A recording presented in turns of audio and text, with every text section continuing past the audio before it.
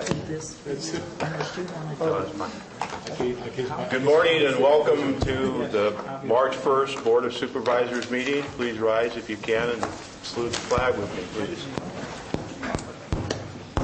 I pledge allegiance to the flag of the United States of America and to the republic for which it stands, one nation, under God, indivisible, with liberty and justice for all. I have a couple of announcements this morning. We had a closed session on February 22nd, and from that closed session, pursuant to Government Code Section 54956.9, conference with legal counsel regarding existing litigation, Ray Waller versus the Board of Supervisors of Calaveras County, ET.AL, Calaveras Superior Court Case Number CV 35737. 1. Approved a post-verdict settlement agreement and released all claims in the amount of $508,000. 2. Directed staff to submit a request for reimbursement of the settlement amount from CSAC, Excess Insurance Authority. Supervisors Tryon, Toffenelli, Callaway, and Spellman voted in the affirmative. Supervisor Walensky abstained. Also, the regular meeting of the Board of Supervisors scheduled for next week, March 8, 2011, has been canceled. The next regular meeting will be held on March 15, 2011. Also, a couple of items on today's agenda have been pulled off. In the consent agenda, items number 5 and number 6 have been pulled off for a later date by Public Works. Item number 17, a closed session, has been canceled for another date. And also, I would like to switch items number 9 and 10, make 10 number 9, and number 9 number 10. Which closed session, Mr. Item number 17. Thank you. Mr. Chair, could I just ask that be continued for 1 week as opposed to canceling it? Okay. Item number 17 will be canceled for 2 weeks, or continued for 2 weeks. We're not meeting. We're not meeting next week. Oh, within 2 weeks. Will be continued for 2 weeks. And will appear on the March 15th agenda. Do I hear a motion for the remaining consent agenda? Or before we do that, is there any member of the Board of Supervisors would like to pull off any of the consent agenda items? Any member of the staff? Anybody from out in the public? Yes, Mr. Chairman, I'd like to see item number 7 pulled. Item number 7. Do I hear a motion for the remaining? Yes, I'll move the balance without numbers 5, 6, and 7. Supervisor Spellman. Yeah. Number 7, after having read the correspondence with that from County Council, I think that sounds like something that we need to move on to try to get the money funded. We will. Yeah, we'll pull it off for public discussion. Oh, okay. Yes. Do I hear a second? Second. All in favor? Aye. Aye. Against?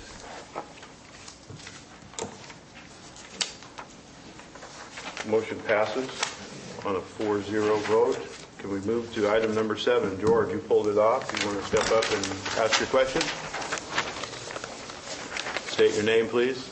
Yes, I will. My name is George Fry. I live at 308 Elderberry Lane in Angels Camp.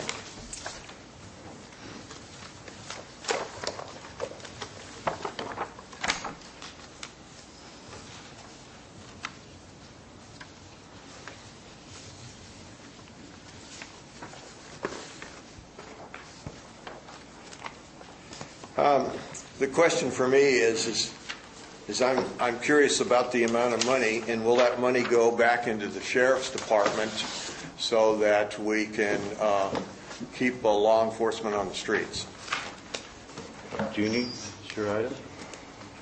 Actually, Shirley's here to address this item, but that is general fund money. It will come back into the general fund.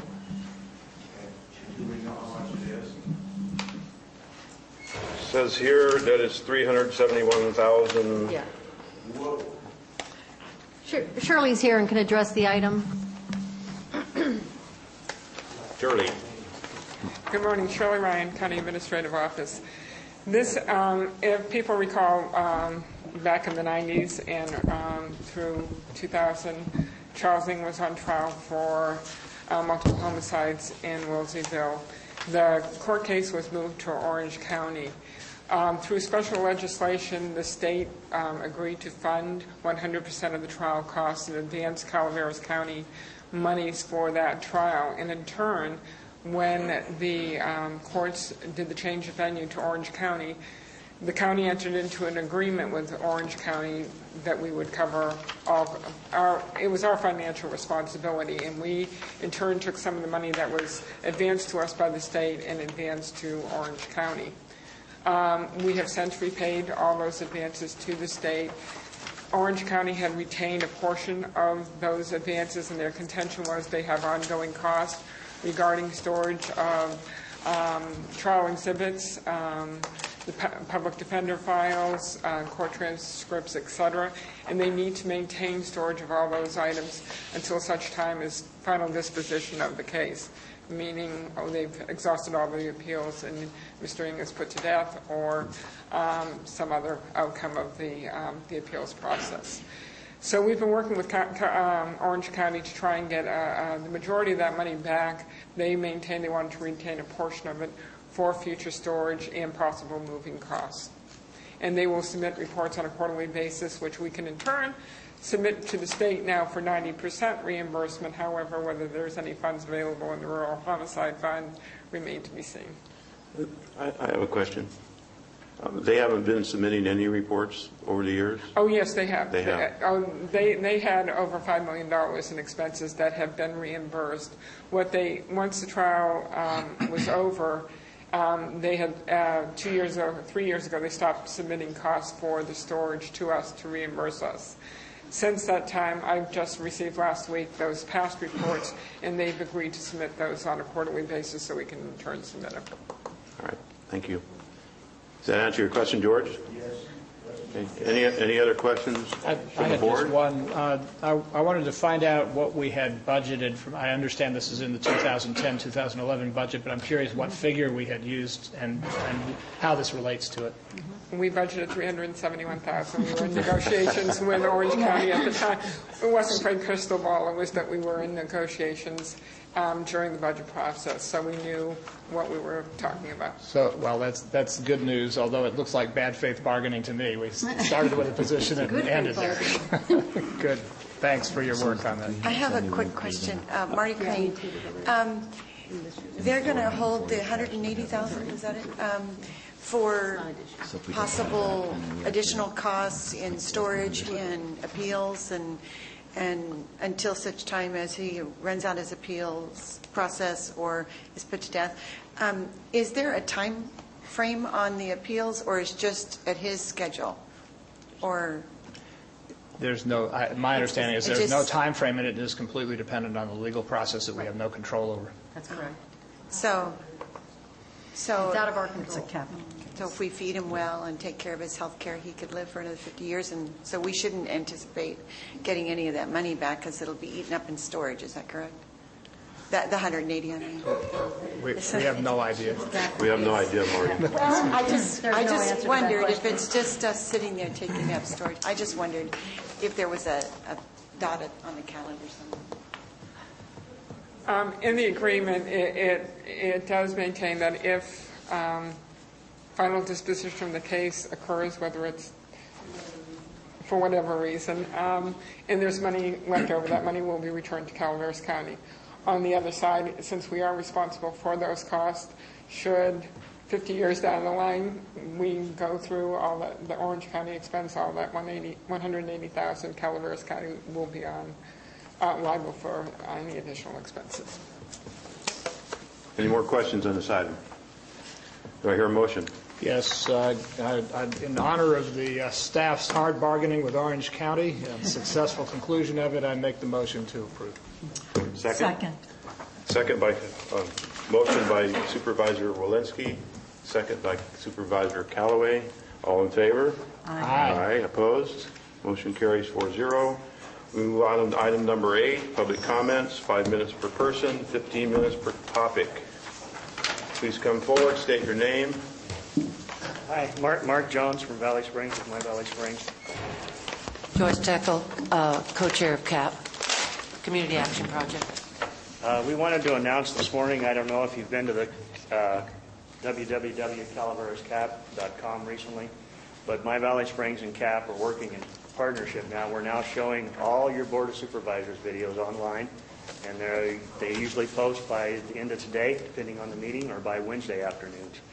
I'm just going to give you a little bit of a background on the whole project. We're calling this one On the Record 2. My Valley Springs started getting permission to record various public meetings back in late 2008, and it started with Planning Commission meetings.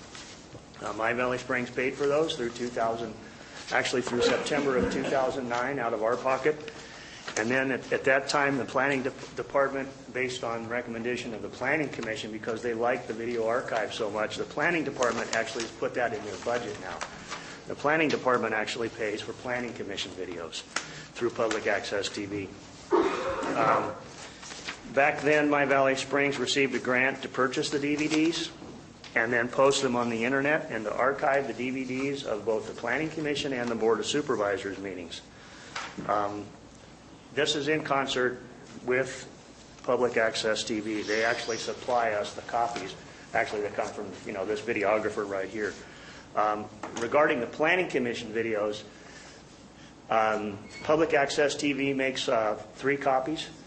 One of those goes, I collect them after the Planning Commission videos, meetings. I collect those videos usually early the following week, and I distribute 1 to the Planning Department, and then 2 go to the main library here in San Andreas, who archives them.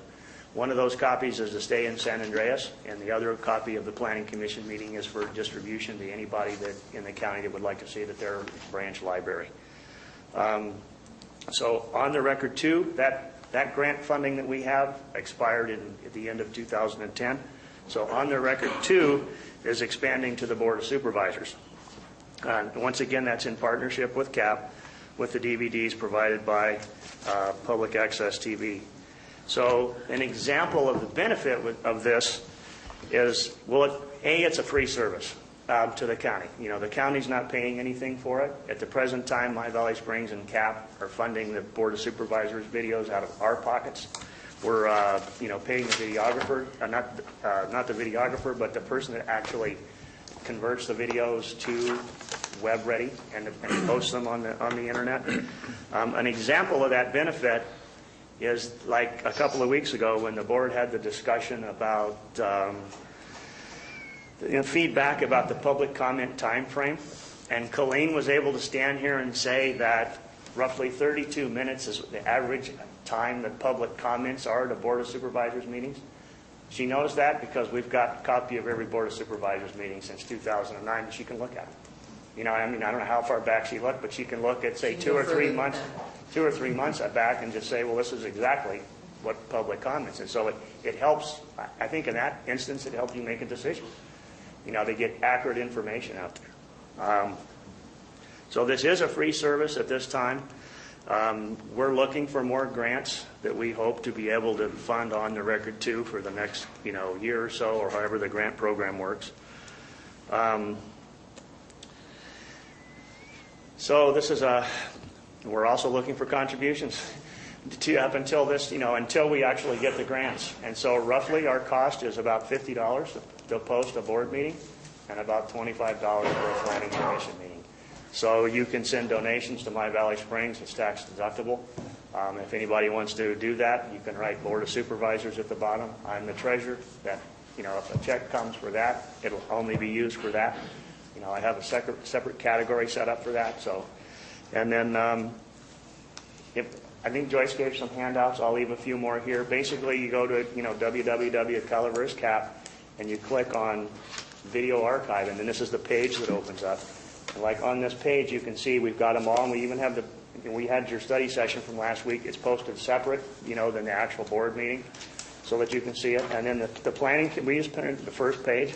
But if you look at the whole thing, you'll see the Planning Commission videos are archived here all the way from May 7th, 2009 through to September and then more. And these are there all the time. All you have to do is click on this and you get it. Now, a little bit about connection speeds. You have to have a pretty good connection speed. You know, it's not going to really work with, I guess it might work with dial-up, but you're going to be looking at it for a long time. But like if you have, say, Comcast and you have really high internet connection, when you click on the video, they're pretty big files.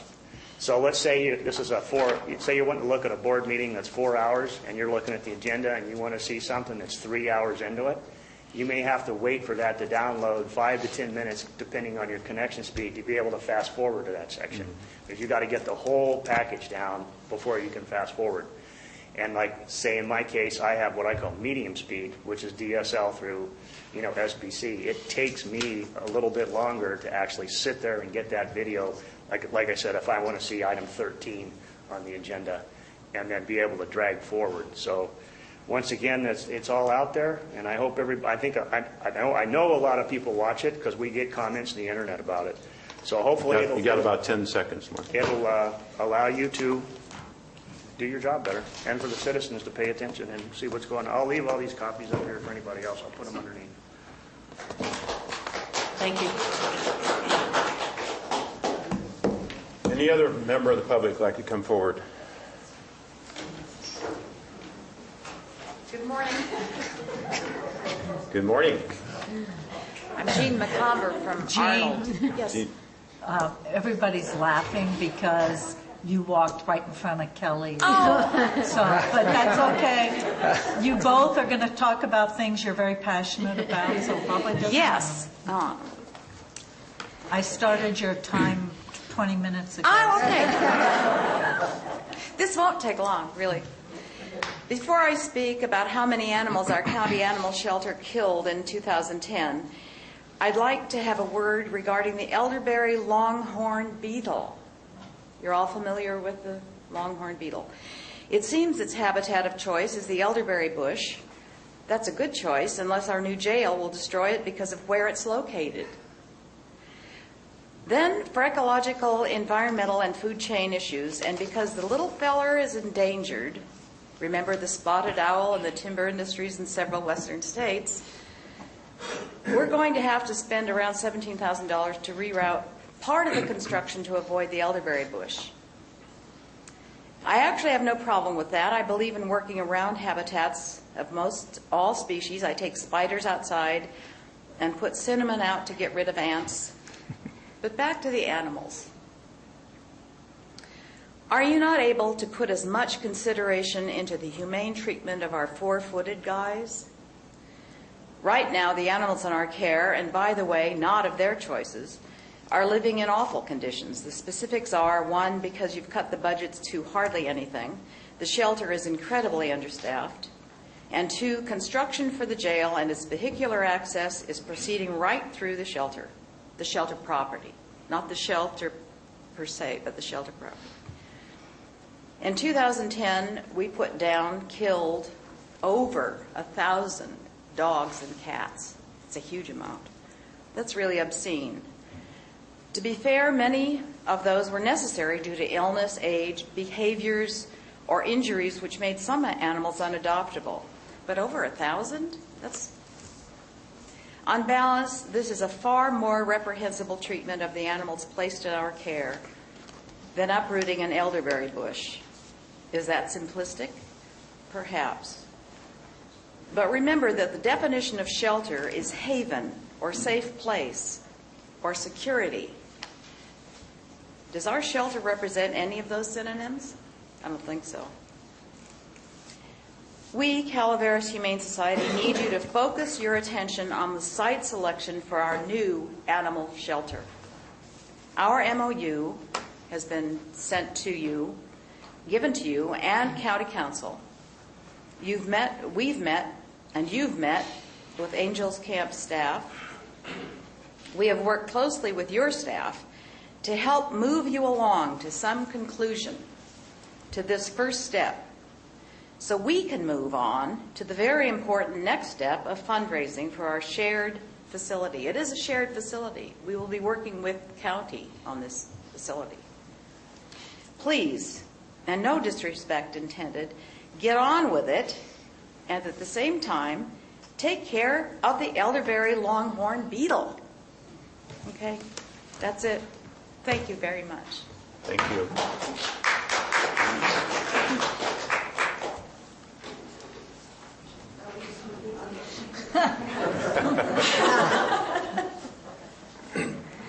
Good morning. Good morning. Kelly Frigero, Program Director for the Resource Connection Calaveras Crisis Center. And you'll notice that I did not say Interim Executive Director. I'm here this morning with great joy to introduce the new Executive Director for the Resource Connection. George Chimiclis today's his first day. He has done work with various agencies in and around Calaveras and Amador counties. He's got a lot of nonprofit experience. He and his wife are looking to move to Calaveras very soon. I think you live in Stockton now, correct? And so I wanted to make sure that you got to know him and you got to see his face and you got to see how happy I am that I get to go back to working at just the crisis center. I'll let you sign in. How do you spell your last name? How do you spell your last name? All I's, C-H-I-M-I-K-L-I-S, Chimiclis, and George. And I pronounce it differently during the day, too, so it doesn't matter where the accent goes. I just wanted to say good morning to you all. It's indeed an honor to be in your chambers this morning, but I think you'll understand it's even a greater honor to be able to join the outstanding individuals who have been operating the Resource Connection for so many years, both as volunteers on the board of directors as well as very talented and experienced staff. I look forward to working with you to serve the residents of Calaveras County, and that's all I have to say. George, is that a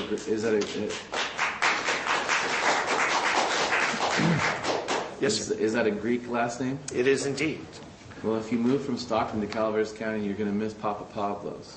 Oh, I grew up with Andy. We played basketball together for the church. They have such a wonderful new restaurant now. They do indeed in Lincoln Center. Yeah. Yeah, I expect there'll be some Sundays when I eschew the Serbian church and go back down the hill to Stockton. But again, thank you very much for allowing me to say good morning to you. Welcome, George. Mr. Chair?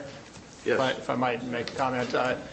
Kelly, I know you were thrust into a situation that was not necessarily sought, but I want to thank you for stepping in and stepping up and guiding this through this process. I think it was well above and beyond the call, and the whole community owes you a debt of gratitude.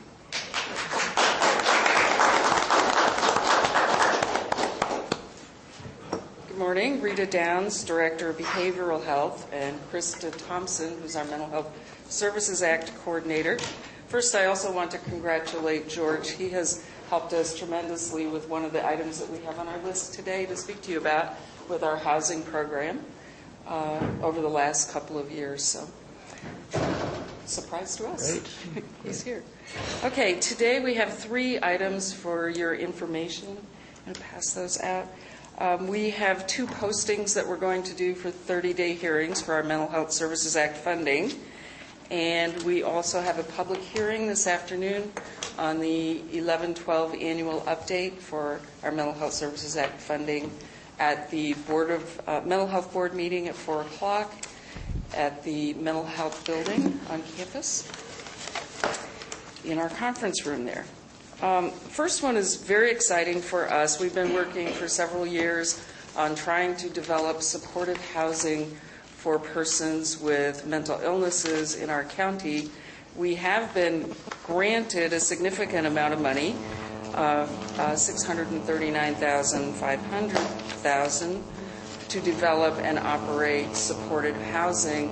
However, the way that it has been structured at the state level fit more for large counties with development agencies, housing authorities, that sort of thing, than it did for small counties. So it's been quite a struggle for us, and this is the area that George has helped us on. We have found a developer. We're in the middle of developing a memorandum of understanding with ATCA, the Community Action Agency out of Tuolumne and Amador counties. to develop housing. They have expertise in this area, although not specifically with this population. So they will be getting some additional consultation from the Corporation for Supportive Housing. In order to access this money, which does not actually literally come to the county, we need to move it from the Department of Mental Health to Cal HFA, the Housing Finance Administration at the state. And they will then make a, quote, loan to the development agency. So we have a deadline to do that by June of this year. So we wanted to get that moved. We waited to move it until we were absolutely sure we had a developer who could do this project. So we are now very hopeful that we can make this happen. Any questions on that? About time. This will be, yes, it is about time. And it will be posted on Calaveras.network of care for 30 days. We invite public review of this, public information. Krista will give you the details on how people can contact us with information about it. Any questions, they can call us. And then, yes? Has there been a site identified yet? No. No. No, we will work on that with the developer. Okay. But we don't have anything identified yet. Jeannie? So Rita, will you be back asking the board to take a specific action with regards to these funds? We will be back to have the board look at the memorandum of understanding between us and the developer. Right. Then the interaction is actually between the Cal HFA and the developer, but it has to receive the mental health director's okay as well. But we can bring it back to the board. That would be fine. I think it would be interesting information for everyone. I guess so a follow-up question is there any required action of the board to transfer it from our jurisdiction to the other? No. All right. So it's informational, and if you have any further feedback on it, feel free to post it with us. Then the second is a similar action. There were some monies identified in the Mental Health Services Act for statewide prevention and early intervention activities, projects that were originally planned to be done by the Department of Mental Health, but over time it became pretty clear that the Department of Mental Health wasn't going to have the capacity to do this. So another organization has been developed out of counties. They call it an Independent Administrative and Fiscal Governments Agency, better known to you probably as a JPA. I believe that there are 33 counties who have joined this JPA at this point. They will be administering the statewide prevention and early intervention activities in 3 specific areas. In order to utilize those funds as well, they never have come to the county either. They are still up at the state. Those will need to be moved from the Department of Mental Health to Cal MISA, Cal MHSA, for they're in an RFP process right now with other counties who've already put in their funds to do prevention activities across the state. And even though we are not members of that JPA yet, we do still have some input on where our monies get allocated within this organization. And that is about $165,200 that's been accumulated over a 4-year period when the state really didn't do anything with the money. So it's just about to start this year. Any questions on that? Okay. And Krista, you want to fill in the blanks for whatever I might have forgotten? So these programs are fairly specific in their guidelines. The housing program, for instance, we didn't have an option in which fiscal intermediary to transfer these funds to. So this is really almost a logistics administrative step that we're doing at this point. So no matter what developer we had gone with, we would still have to take this step to transfer the funds to the California Housing finance agency. So that was a deal made between our previous governor and that agency. So our hands are kind of tied there.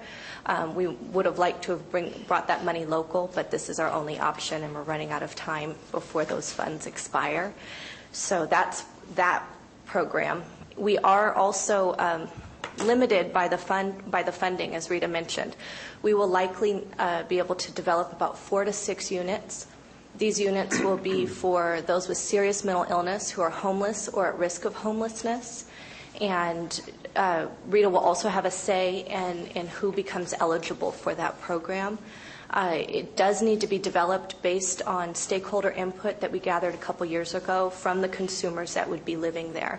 And some of those criteria include being close to public services, public transportation, markets, things like that. So that is the only criteria as to what property will be selected. It does need to be based on the consumers who input on who would be benefiting from these services.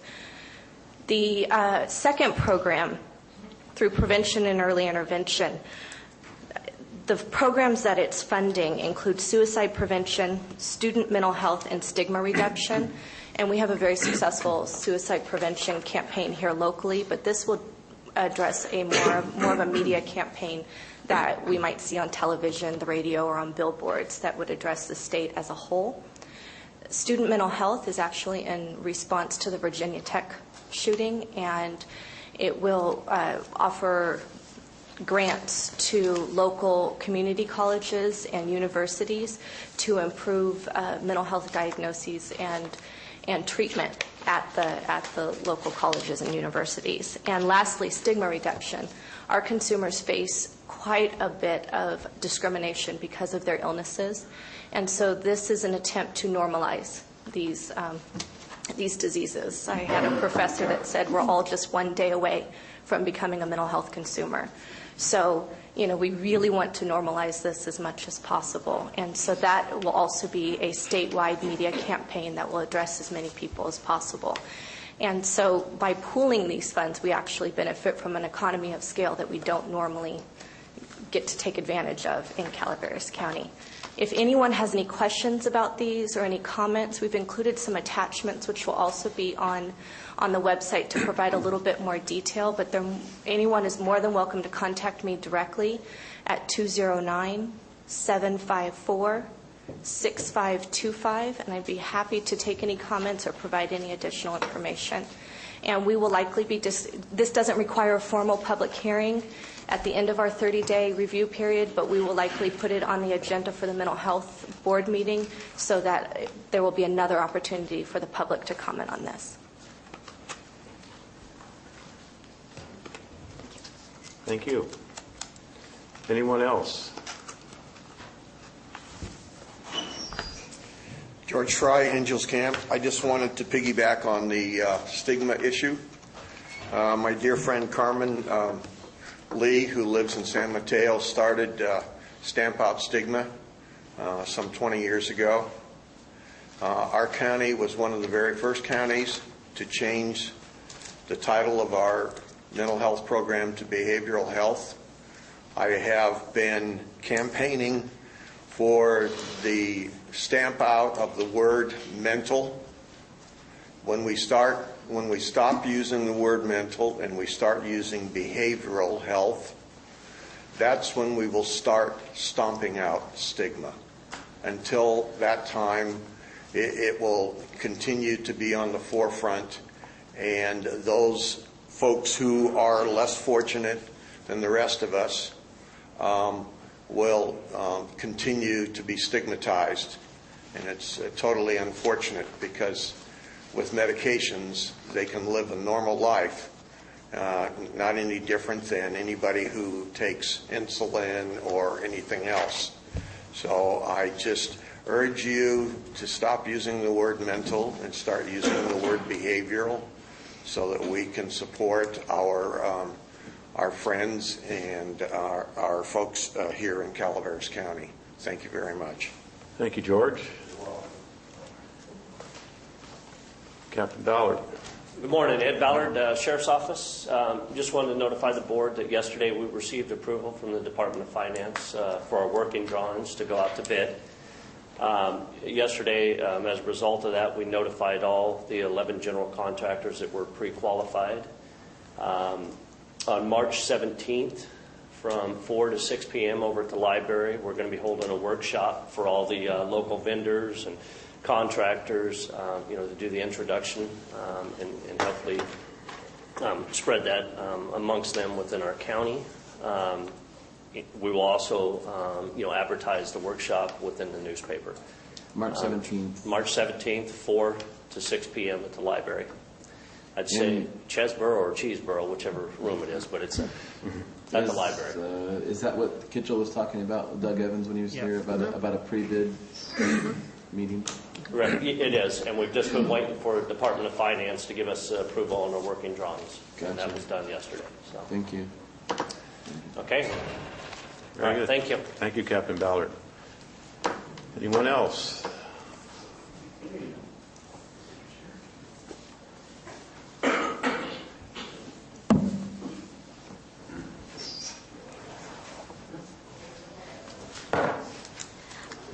Good morning, Bonnie Newman from Double Springs.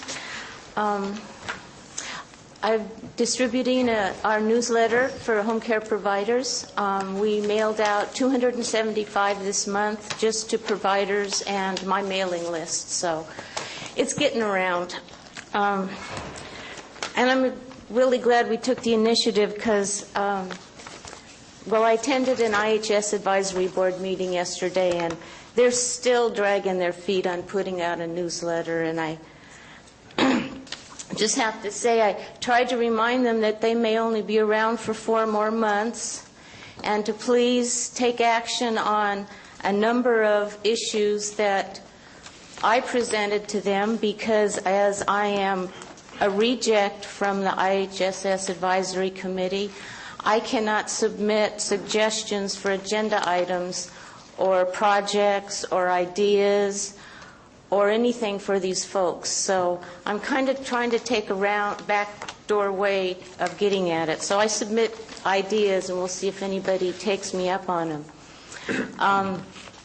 I told you last week that I was going to be challenging these guys to do 2 things: to complete a project in the next 4 months, to donate their $40 stipends to my fingerprinting fund, and neither was very well received. They didn't even comment on my suggestion of creating a resource booklet that would benefit the community and would last long after they are eliminated.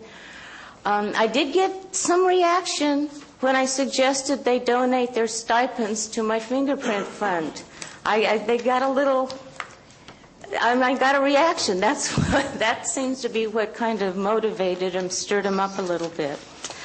I don't have a problem with the IHSS Advisory Committee. I think they're committed to making a change, but I can't help but lament the 8 years, almost 10 years, that these folks have had the opportunity to really create a project, move forward, network, and have not taken that opportunity. So what I do every time is try to rattle them enough to do something, anything. I look at it, my tax dollars, $50,000 of my tax money they have the opportunity to use. And I think they just squander it on silly stuff. Some newsletters I'll leave here in case the audience would like some, and thank you for the opportunity to speak. Thank you, Bonnie. Anyone else? George, I'll give you 30 seconds, and that's it. I don't want to get into a... No, that's okay. I just, for Steve Walensky's benefit, who was not here the week it came before the board, there's a lot of, they had an application deadline, and then they accepted applications after the deadline, and the people that submitted applications after the deadline were the ones that got selected. And so there was a thorough discussion, Steve, with regard to this amongst the board members. And so I just wanted you to be aware of it because I know you really care about this issue. So I just wanted to pass that along to Steve. Thank you. Just one thing. There's still one vacancy. 10 seconds, and they're counting right now. Okay, there's still one vacancy on the advisory committee that they're leaving unfilled, and they have applicants and applications for review. So that's why I'm saying the folks that are left over are rejected. They're not going to consider us for their vacancies. So. Okay, anyone else? Mr. Baker. Wait, could I ask? Yeah, hold on for a minute, Terry. I'd like to ask council a question, which is I'd like to know the appointing authority for the Public Authority Advisory Committee. I believe they are an advisory committee to this board constituted as you already approved it. Okay. I missed that again. I missed that meeting. All right. Thank you. Never mind. Terry. Terry Baker, Railroad Flat. A couple of weeks ago, I wrote a letter to the Attorney General requesting a copy of the Brown Act, and it's a pamphlet about this thick, and I didn't bring it with me today, but I'd like to just ask that the county start respecting the law and start going by the Brown Act, because the Agricultural Dispute Resolution Committee, which is actually a secret citizens attack committee, they're supposed to be going by the Brown Act. And everything that they are doing, I went to the last meeting and I videoed it. Everything that they are doing, they are changing everything and anything they want to change without any respect to the law, without any respect to a committee, without any respect to a quorum. They're taking everything and changing it any way they want to change it. And we're just asking that if it's the law and the Brown Act is part of the Citizens Attack Committee, that they should stop attacking people and start going by the rules and quit having two people. It would be the same as having two of you people vote for all of you, and when the other 4 or 5 weren't even around. They're just doing whatever they want to whomever they want, and it's got to stop.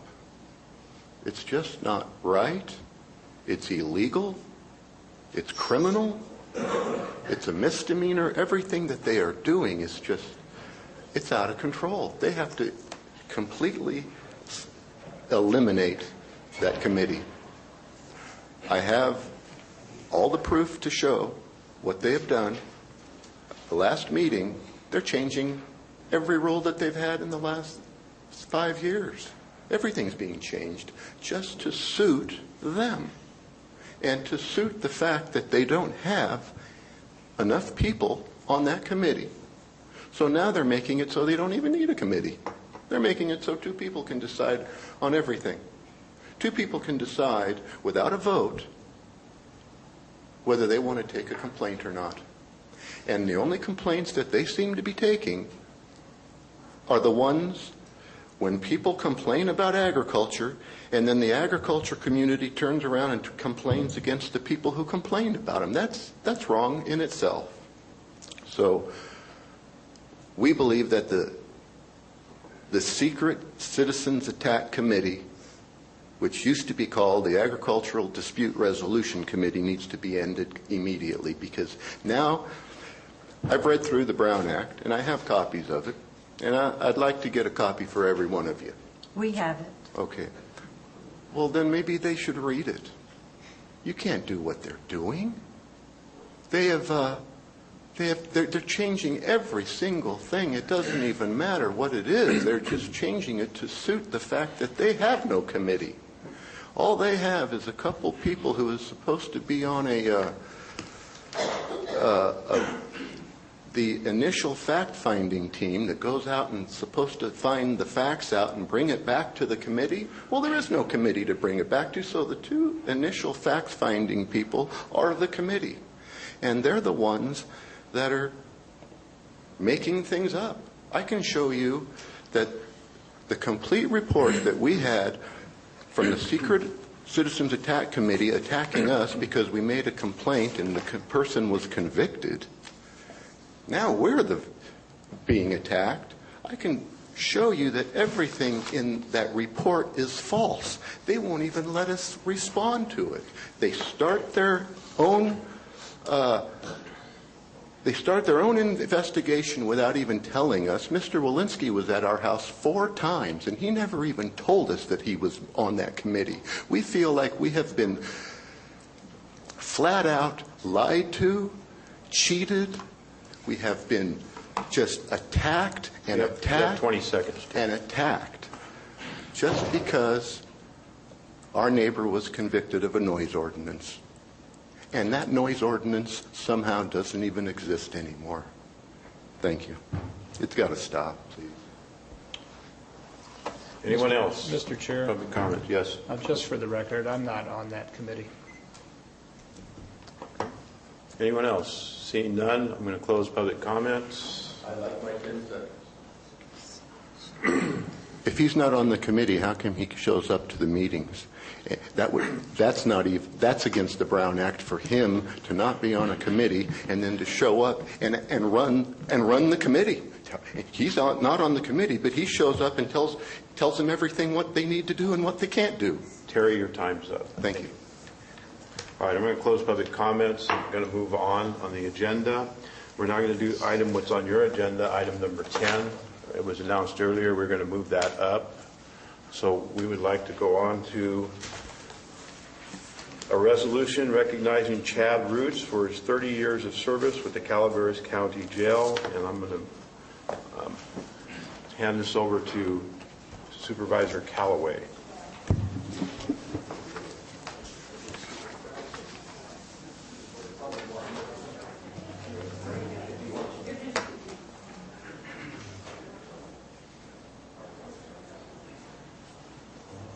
Sheriff, did you want to start? You want me to start? You want me to start? You want to flip a coin? All right, I'll settle it if you want it.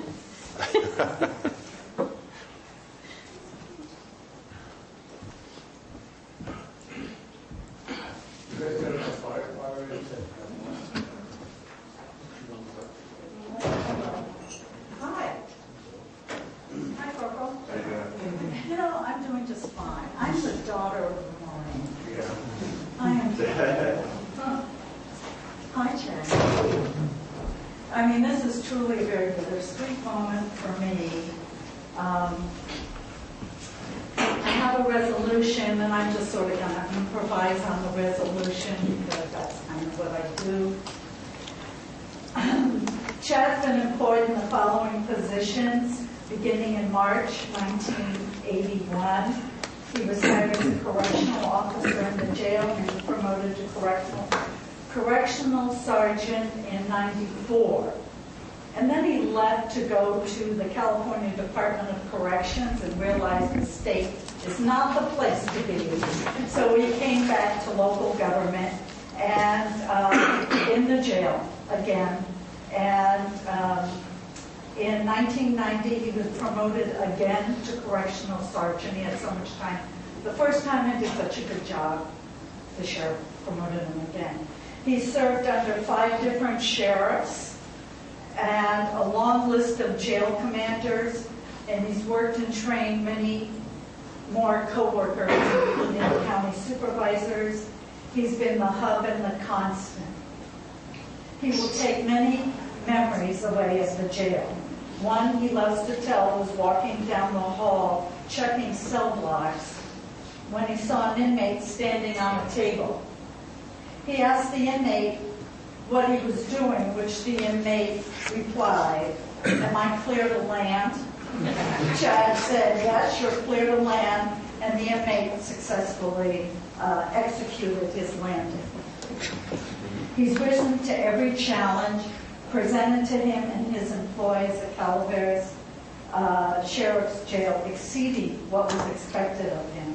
And the Board of Supervisors wishes to recognize him for his 30 years of service I need to officially ask for the motion and the second on this, but I am not done with this man.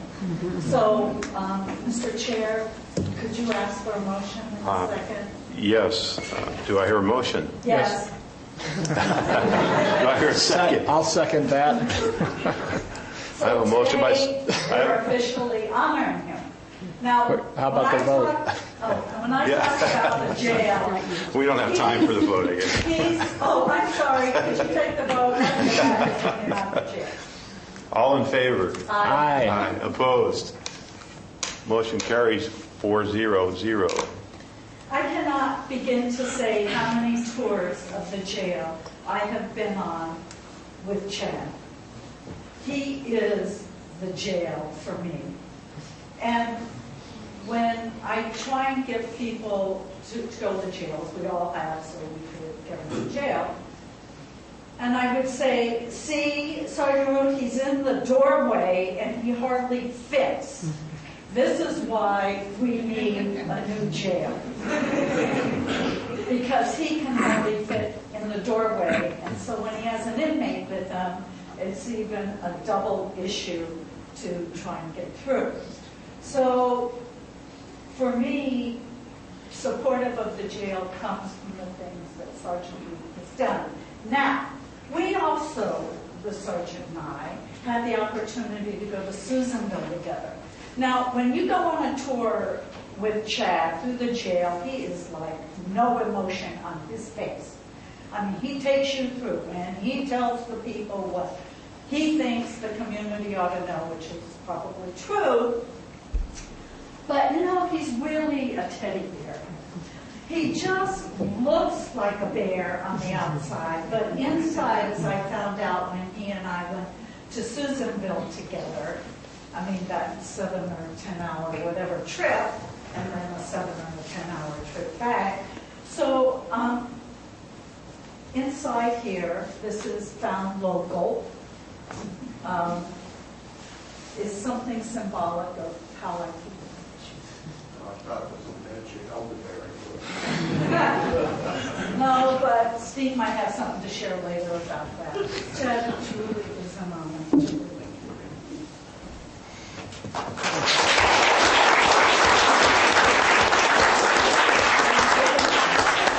You want to let the sheriff talk first.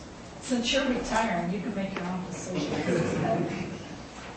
So you're related to him? I am. Your son, what station? Right on Bone Traveling. Oh, yeah. Near Camp Temple? And our place in Afghanistan here next month. Oh, well, we don't like that.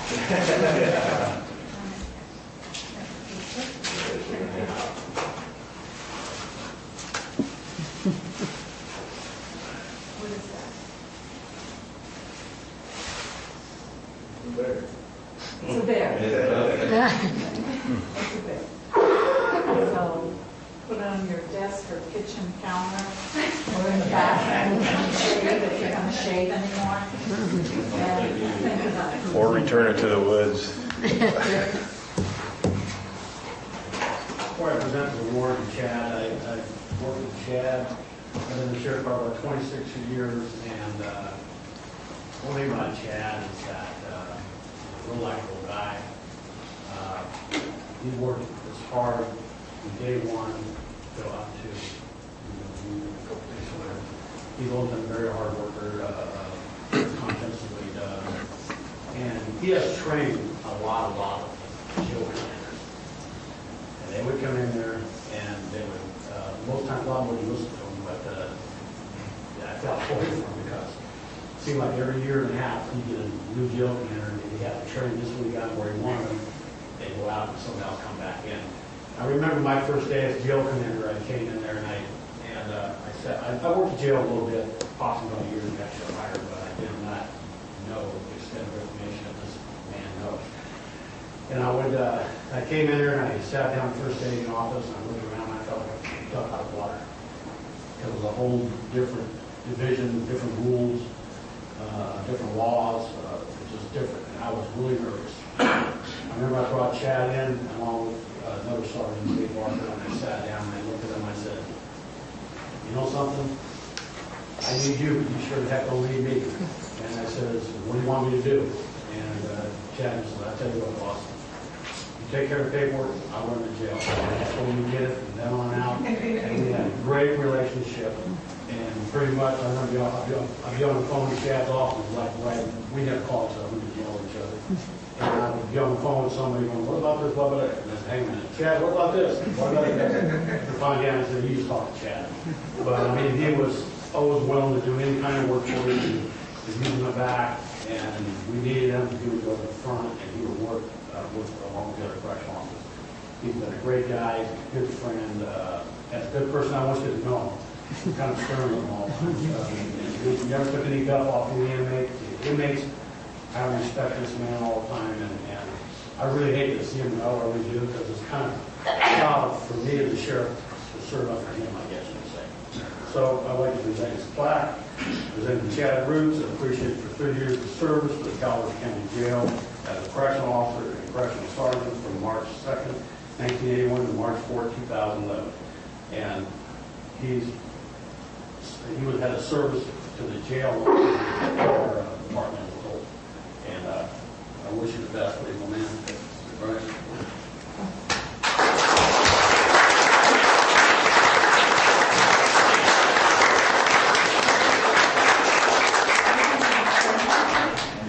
Did you want to walk through a door and show it?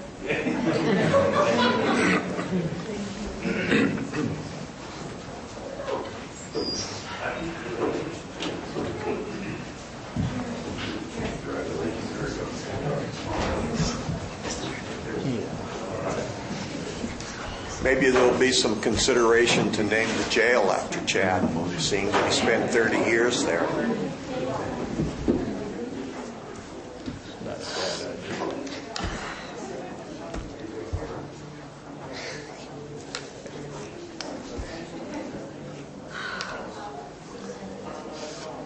Okay.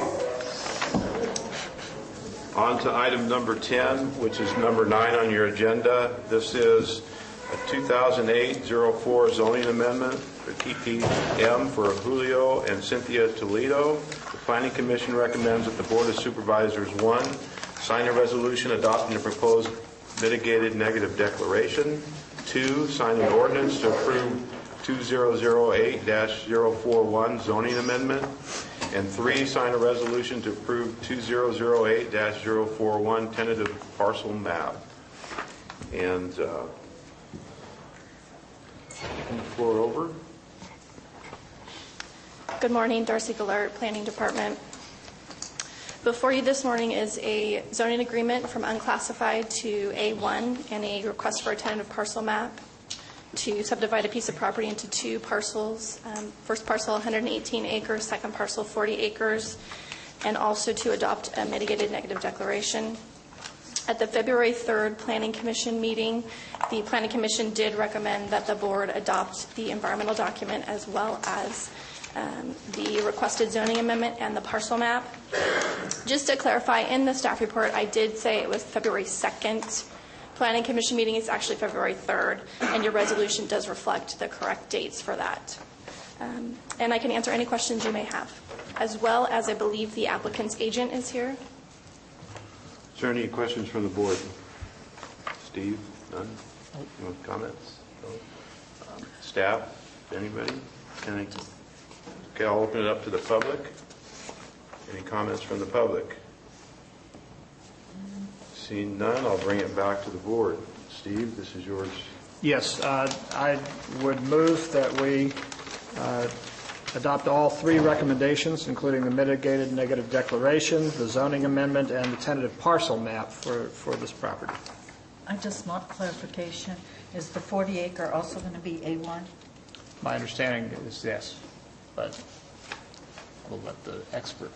That is correct. Both parcels would be A1. Was that a motion? That was a motion. Do I hear a second? Second. Oh, go ahead, Mr. Spellman. I'll second that motion. I have a motion by Supervisor Walensky. I have a second by Supervisor Spellman. All in favor? Aye. Aye. Opposed? Passes 4-0-0.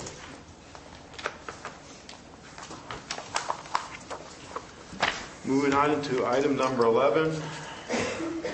This is a minute order upholding code compliance administrative citation number 11-01 regarding David Gonzalez, authorizing abatement of all remaining code violations and the assessment of a lien on the subject property for the recovery of the administrative costs, administrative fines, and abatement costs. Mr. Todd Barr, you're up. Good morning. This particular case is, I guess, a result of the many foreclosures in the county.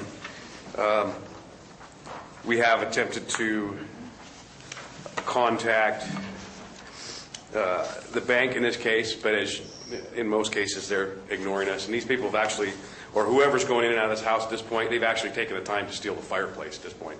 And it was a fireplace, not a wood stove. So. Do I hear a motion? Or first, I guess, is there any comment from the board? Sorry. Just sort of a question, not just on this one, but the others. When we finish this and the bank hasn't responded, we still lien the property? Absolutely, yes. And so they need to clean that up to make it marketable? Yes. Usually what I do in the cases where there's structures that are permittable, that are going to require permits and or repairs, is along with the lien, I'll file what's called a notice of noncompliance. So when they see that notice of noncompliance, they realize that that structure is not inhabitable until the repairs are done. So that banking institute will actually see that. Because we will not tear that down. What we'll do is just go in and secure it so that people can't keep going in and out of it and destroying it more. Okay, thank you. Okay. Any other questions from the board? Any comments or questions from the public? Seeing none, bring it back to the board for a motion. This is in your district? It is, but I'm chair, so. Do you have any recommendations for us? Yes, I recommend that we go forward with it in minute order. In that event, I'll make the motion. I'll second. We have a motion by Supervisor Walensky, a second by Supervisor Callaway. All in favor? Aye. Aye. Opposed? Seeing none, passes 4-0-0. 401. Oh, 401, I'm sorry. You're right. One absent. On to item number 12. This is a minute order upholding code compliance administrative citation number 11 for 11-02 regarding Robert and Robbie Henderson, authorizing abatement of all remaining code violations and the assessment of a lien on the subject property for the recovery of administrative costs, administrative fines, and abatement costs. Mr. Barr. Yes. Both Supervisor Spellman and Tofanelli might be familiar with this. Basically, it's a log house that's now kind of reduced to a pile of charred lumber.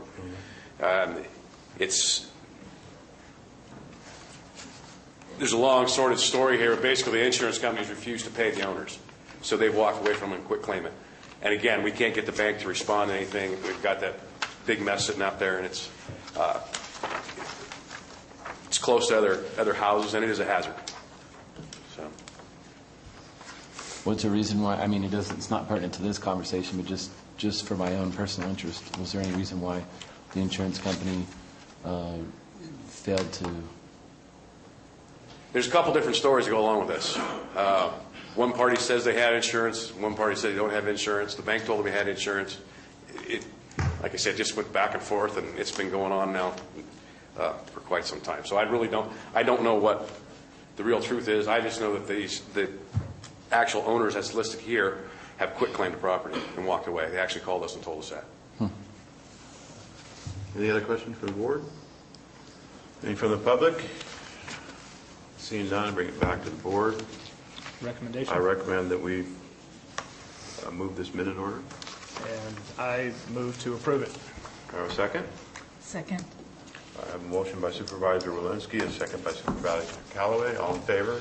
Aye. Opposed? Passes 4-0-0-1. On to item number 13. This is a minute order upholding code compliance administrative citation number 11-04 regarding Michael and Celia Blankenship and Recontrust Company, N.A., authorizing abatement of all remaining code violations and the assessment of a lien on the subject property for the recovery of administrative costs, administrative fines, and abatement costs. Mr. Barr. Again, I guess it's foreclosure week, but we went out there, and we've actually spoken with the Blankenships, who are still on title, but they have also walked away from this property and said that it's going into foreclosure.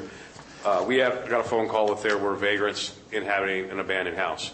We went out to the property, and it was obvious that somebody had broken in, and people were going in and out of this house. So pretty quickly thereafter, we went ahead and issued a citation. And again, the foreclosure companies and banks are just really unresponsive to us. So, is this? I'm sorry. Is this typical of what they're doing? I'm assuming in other counties that they're not responding. What's your association saying?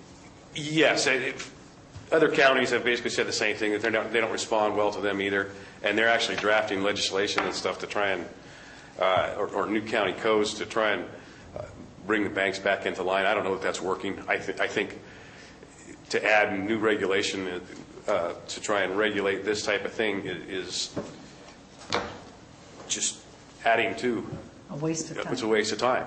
And just go ahead and use the mechanism that we have to get these places closed up and secured. Can I continue? Sure. Todd, when you go in and you nail something across the windows and the doors, and I mean, it doesn't really look nice for the neighbors in the neighborhood. And I remember the one we had up in Arnold, Whiskey River Inn. Were you here when we did Whiskey River? I mean, we would go in and we'd close it up, and then whomever would come in, take off the doors, the windows. So are you going back every time you hear? I mean, I know you're not doing drive-bys, but if neighbors call and say the door's open again, people are there, you're having to go back? We actually keep a pretty close eye on these. So yeah, we do. As we're going to other places, we'll go by the properties that we have boarded up. And it's on a case-by-case basis of whether we take another step. Like I said, if there's structures that are actually collapsing, falling down, or in danger of collapse, and for some reason we were to board that structure up, if it was to go back to a state of repair, that there was people going in and out of it, then we'd just knock it down. What we usually do, like I said, with these structures and these board ups, is the way that we secure them, it makes it pretty difficult to get back in them. Don't just use nails. Don't just use regular screws with screw-type head. You said use a different kind of screw with a head that's not so. That's not every day.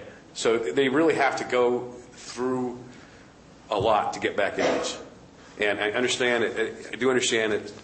It probably doesn't look as good as a really nice house painted with windows, but I think it looks better than a really rotten house without windows. Okay. So one more question. Okay. So based on this, you're going to file a lien, and 2 months or 6 months down the road, you have to go in and take down the building. So you're incurring more cost. The county is incurring more costs.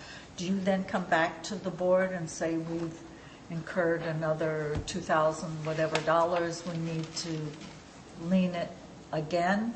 How do you do that? Now, what you're doing here is you're basically giving us the authority to act, whether it's to board it up or to demolish the structure, and the ability to lien the property for all of our costs, including even if we went in once, which has only happened once, that I can remember anyway. We actually boarded the structure up and went back and demolished it because it was such a pain. People kept going into it.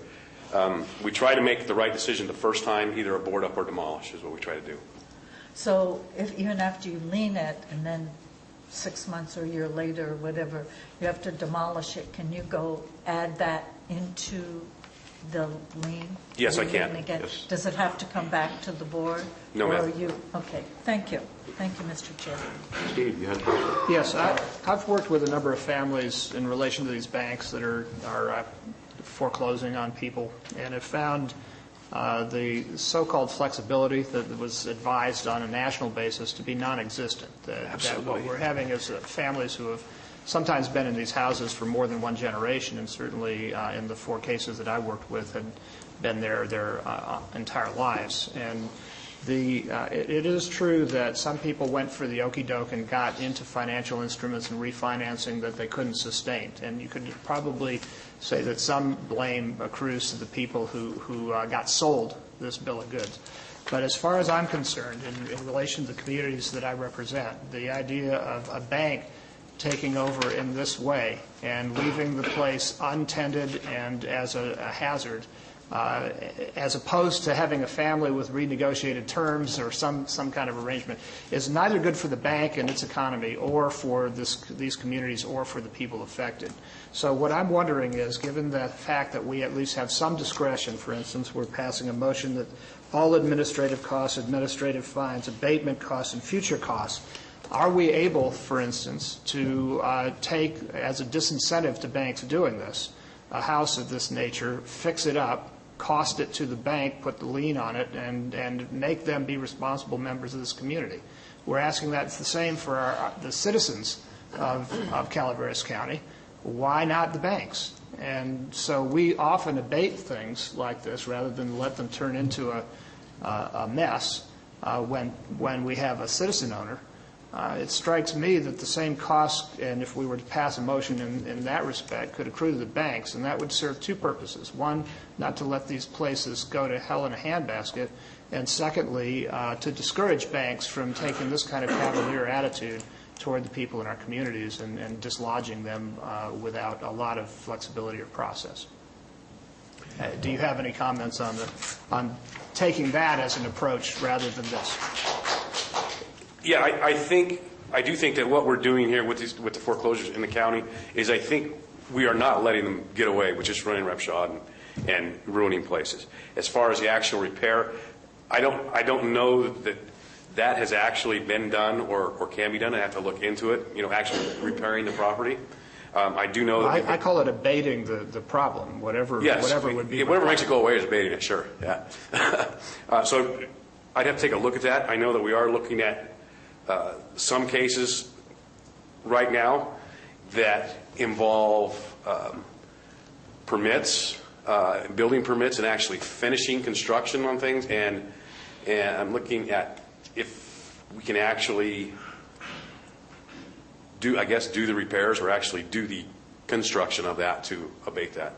So I don't really have an answer for you, I guess, is what it comes down to. All right. I'd love to hear so that we might make policy in relation to this. I hate to just be bystanders as we watch our communities disrupted in this way. Well, I think the problem with that would be if we spent and expended these funds and we fixed them up to a certain condition or certain standards, then again, because of the rural nature of our county itself and some of these properties, there's not, unless we have somebody going out making rounds, keeping eyes on those properties, and there's nothing preventing from people to going and squatting in them again and tearing them out, tearing all the faucets out, the ceiling lights, and everything else, stripping it bare, which is what's happening to a lot of these places, and we're back in the same spot, expending more money again to try and fix it to a certain point. I think boarding it up is probably the best alternative that we have, barring putting iron bars all the way around the thing to prevent people from going in and squatting in there or whatever. Yeah. The approach I'm suggesting is prophylactic in nature. I want people to know when a bank's doing foreclosures in this county that we take that seriously, and we'd like them to negotiate with the people and see whether terms can be arranged. These were working families, all 4. Were people who had had a steady income, had been paying for generations or decades at least their bills on time, had one setback, maybe a medical situation or something, and the banks refused to change conditions even for a small period of time. After at least 3 or 4 months of discussions, they finally came back with an offer to reduce it for some period of time if they paid all their back amounts, and that reduction would be approximately 5%, making it unviable. So that's that kind of thing that I'm suggesting is inappropriate, wrong for the people of our county to suffer, and that we should let the banks know that if they then take action, and maybe it's just in those cases that are extreme in the nature that I'm talking about, and I have no idea about this particular circumstance, but if that's the case, I would like to see us rise to the defense of our people. So it's meant to discourage them from coming our way in that regard. What we need to do is we need to send a message to Washington, both Republican and Democrat Party alike, both which approved bailout funds for banks, both major parties. Neither one escapes criticism on that. Yes, and where's the accountability to what people said would happen? Okay. So is there any other questions from the board? Is there any comments from the public?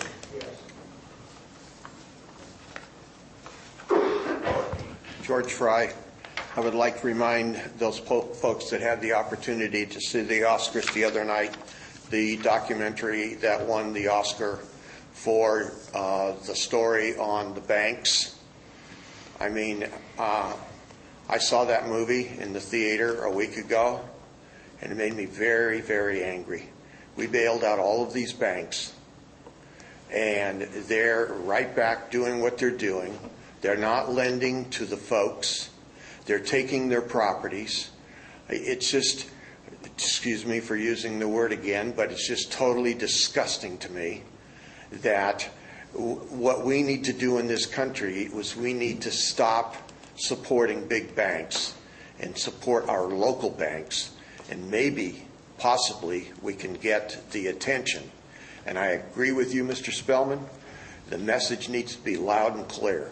If you saw the movie, you couldn't help but come out of that movie angry about what has gone on in this country, what goes on in our universities on the East Coast with regard to economics professors, and what they have said and done. And there was not one prosecution. Not one. It's mind-boggling to me. Any other public comments? Seeing none, bring it back to the board for a motion. Is this Gary? Yes, I would move this minute order. So moved. Second. I have a motion by Supervisor Callaway, a second by Supervisor Walensky. All in favor? Aye. Aye. Opposed? Motion carries 401. Thank you, Mr. Barr. Thank you. Moving on to item number 14, discussion and possible action regarding appointment of applicants to serve on 2 advisory boards and 2 commissions. Madeline. Yes. Hi, this is Madeline Kurska, County Clerk Recorder, and what you see before you are some additional positions that were not filled. We did the vacancies on the 18th of January. If you have any questions, I'll be glad to answer. Is there any questions from the board? Seeing none, is there any? I'll open it up to the public. Is there any questions from the public? Seeing none, I'll bring it back to the board. Do you want to handle all of these in one motion? Sure. Do I hear a motion? I would move the acceptance of these applications and appointment to the various boards and commissions as indicated by the memo in front of us. Do I have a second? Karen, do you want a second? Sure, I'll second that motion. I have a motion by Supervisor Walensky. I have a second by Supervisor Spellman. All in favor? Aye. Opposed? 401. Thank you. Passes. Thank you, Madeline. Item number 15, review of correspondence, reports, and various matters of concern. We'll start with Mr. Walensky.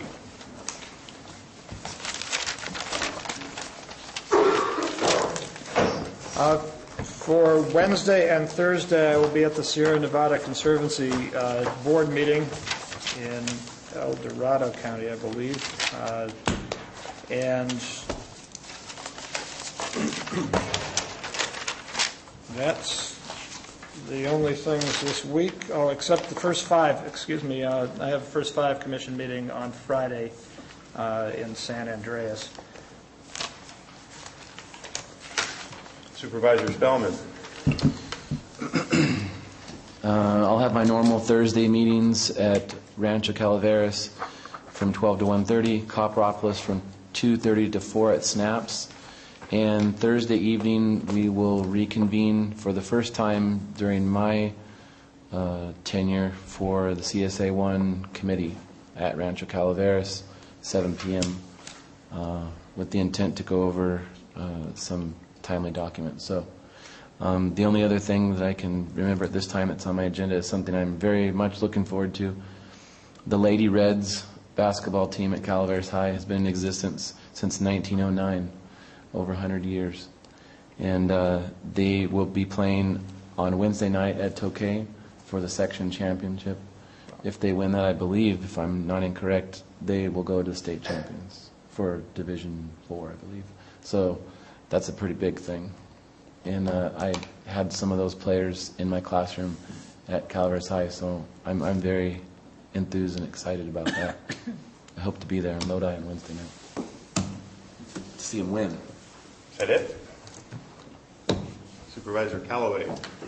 I have Ebbets Pass Property Owners Council, Area 12 Agency on Aging, and since we're not meeting next week, I just want to ask the board on the 12th, the Arts Council's having their annual opening for the students of Calaveras and their arts, and I've been going for years, and if you haven't had the opportunity, I suggest you go and see what the talented kids of Calaveras County are doing. Where's it at? At the Arts Council here in San Main Andreas, Street? from, I believe, 1 to 3. And on the 14th, I also have an Area 12 meeting. That's all I said. So it's 11 a.m. Area 12. So I have 2 of those. Oh, I know, the audit of Area 12. That's it. That's all. Supervisor Walensky had something else? Yes, I neglected to mention that today at 4 I have the what is called the Mental Health Advisory Board, and given the comments that we received this morning, I would like to see whether we might bring it back to the board to change the name of it to the Behavioral Health Advisory Committee. We changed the name of the department, but we never took action on the name of the committee, and I would hope that we could. Are you going to discuss that at your meeting? We will discuss that at the meeting and come back with an advisory recommendation. There you go. I think it's just in accordance with state statute. State statute hasn't changed for years. Yes, I understand it is a state thing, but maybe we can at least ourselves call it that. We certainly can. We continue to be the trailblazers, believe it or not, in mental health. George. Behavioral health. But I just wanted to make a comment about the fact that this must be the politically correct time to do that, because I've been hammering away at it for years, and I've been told, well, we just have to handle it as the politically correct time to do it. Your persistence paid off, apparently. Yeah, I hope so. Perseverance furthers. Well, you may not make it out of here in time, 4 o'clock meeting, huh? I don't know. What's the closed session like? I have no idea. I'm making no predictions. Okay, myself, on Wednesday, I have a COG meeting at this boardroom. The closed session starts at 5:30. The regular meeting will start at 6:30. And that's all that I have. Mr. Jones? Nothing for me. Jeannie? Just Boyce? on the state budget front, the language that CSAC and working groups have put together on a constitutional amendment has been exchanged with the governor's administration staff, who also have language on a constitutional amendment. And so drafts are being passed back and forth, and they continue to negotiate. It appears that the administration is listening to a number of the county's concerns and making changes in the realignment proposals. So we're continuing to monitor that, but I expect it's a very hectic month. There's lots of pressure to get our budget trailer language agreed upon, and so this is a really busy week in terms of budget. So we'll just stay tuned. That's it. I'm sorry. Yes, Steve. I neglected to Supervisor mention Walensky. one other thing. Last night in Mountain Ranch, we had about 75 people come and listen to presentations by the sheriff, the district attorney, and the chief probation officer. And they had stats on the what crimes had been committed, what the follow-up was, and what efforts they were making to handle issues that were particular to the town itself. The PowerPoint presentations, I thought, were superb, and people came out of it with a much better understanding of what was going on, including what happens with plea bargains and what the thinking is when those happen. A lot of different transactions that have received a lot of public ire were actually the nuances and decision-making of that, and the budget issues and the jail size and the other things that all come into their thinking was, I think, pretty well explained. We're going to do some more of these in our district, but I would like to also recommend, I don't know what they may not like me giving them up on this, but just to have all three present for a single meeting was a team approach that I think was well received by the attendees, and the fact that 70-some people showed up to hear it was also indicative of what level of interest there is in the subject. So I pass that on to you and recommend I thought it was a good idea. Doing that in your districts. Supervisor Callaway, you have something? No? Diane, you have anything? You don't? I see Madeline walking up to the podium. I do. She must have something.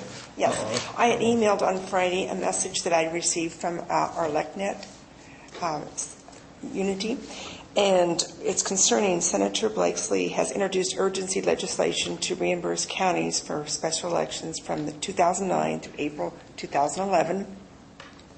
And as the bill is introduced, existing law provides that expenses authorized and necessarily incurred in the preparation for and conduct of elections are to be paid for from the county treasuries except as specified. This bill would provide that expenses authorized and necessarily incurred on or after January 1, 2009 and before April 19, 2011 for elections proclaimed by the governor to fill a vacancy in the office of Senator or Member of Assembly, or to fill a vacancy in the office of United States Senator or Member of the United States House of Representatives shall be paid for by the state. This bill would declare that it is to take effect immediately as an urgency statute. So what I'm asking is that we could document and write a letter in support of this, as other counties are doing. I would support this, the reimbursement to counties for these special elections sunsetted in 2008, if I remember correctly. And this, of course, means the funds that were expended for Senator Gaines Cox's elections. Not that Calaveras has many, but I think, I don't know, Gaines and Cox are the only ones I can think of that haven't been reimbursed per support of the governor. So I would recommend that we write a letter of support. Does the letter go to Blakely or does it go to Senator Gaines with a copy? Because we want the senator's support on this. This is what I'll need to find out, because it was just saying for all of us to go to our boards to get the letter. The usual protocol is that you send a letter of support or opposition to the author with a copy to committee members and our local representatives. Yep. Okay. That way it's in the file. Okay. So I guess I recommend, is there a date on this, Madeline? As soon as possible. It was Friday that we got the message. But what as soon as possible mean? Does that mean we're not meeting for 2 weeks? Well, if I could do this today, I'd appreciate it. But under the circumstances, it would seem that if we agree that this is an administrative matter and that we have no opposition to them executing their administrative authority in relation to it, that Jeannie's suggestion could be executed without action of the board. Well, you want a letter signed from the board, correct? This is what they're asking for, is everybody's going to their individual boards and asking for this letter. You could add it to the agenda. Jim? Then I move a urgency item. That's the other way to do it. So I move an urgency item. Is there a second? Yes, there's a second. I'll go with that program if we can't do it administratively. Is that, Jim, is that fine? Technically, it's an item in need of immediate attention. It doesn't have to be an emergency. It just needs to be something that has to be dealt with today. We'll have a motion by Supervisor Callaway and a second by Supervisor Walensky. All in favor? Aye. Now, I move that we write a letter for the vice chair's signature today. All right. All right. Could you ask about the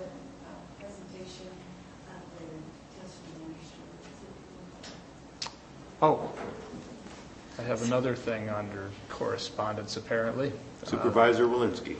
We had a film project that was sponsored by UC Davis, their Department for Regional Change, and they sent up people with cameras, gave them to 12 kids, each of which was sent out to do filming and tell a story about things going on in their community of West Point.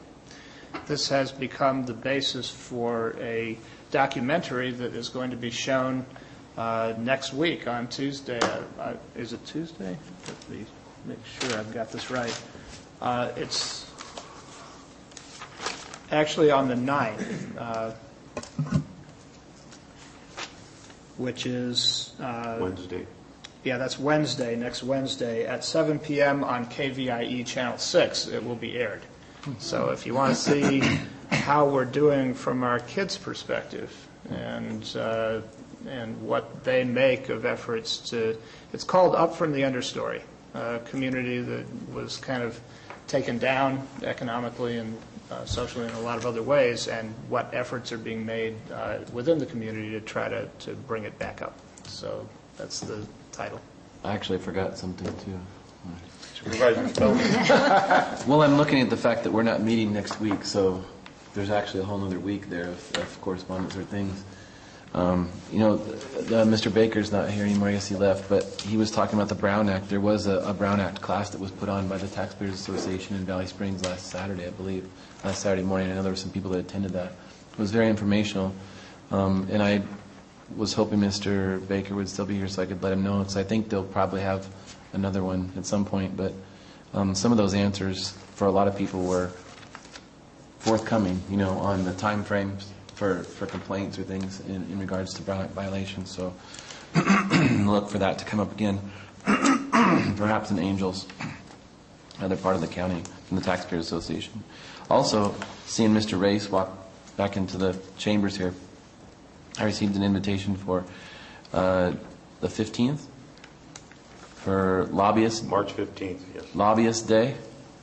So Mr. Race and people involved with him, taxpayers maybe, or Campaign for Liberty, took it upon themselves to invite themselves or invite their elected representatives to lunch with them on Lobbyist Day. They're taking a novel approach at lobbying, the public lobbying their elected officials rather than the lobbyists. I thought that was novel, and I hope to be able to join them. So you're not going to be at board on the 15th? It depends on what time lunch starts. What time does lunch start? May I? Yeah. Mr. Chair, I don't know who is the chair. Supervisor Spellman asked you a question, you can answer it. We do have a lobbying day that's on our website, and we like to invite anybody and everybody, regardless of their political stand, to get up close and personal to our elected officials, Kristen Olson, Ted Gaines. We are arranging to have a lunch with him. It's an all-day affair, so we can express our views on many of the issues that concern the state, the county, and so on. So I'd like to invite all of you. We're going to carpool, and so like everybody, it's on a Thursday, I believe. It's not on a... The 15th is a Tuesday. The 15th is a Tuesday. Oh, son of a gun. But it's all right. We will talk on your behalf. So. Might be able to get out of here early and make it for lunch. And another thing, as far as the Brown Act, yes, we do have the video, a very, because my old age, I have a short-term memory for the gentleman who's supposed to be an expert on it, give us reality and so on, what can be accomplished, what is the results, and so on. So we'd be more than happy if anybody interested, direct them to the site where they can get updated and more detailed. Because Mr. Baker, interpretation might be not quite the reality, but so if anybody's interested, you don't have to go to LA to get a Thank you, Peter. on it. Thanks. Thank you. Okay, is that it? George, one question, and then we're going to adjourn. I just want to piggyback on what Supervisor Walensky was saying about the DA Sheriff. At yesterday afternoon's Calaveras County Office of Education Board of Trustees meeting, we trustees discussed the opportunity that we have to get more information out to the public, educating them on the understanding of all of the intricacies in terms of education, like which was being done in Mountain Ranch in terms of law enforcement. And I just think that given the sign of the times, that we all need to be as cognizant about that as possible. Thank you, George. All right, this board stands adjourned. We will go into closed session.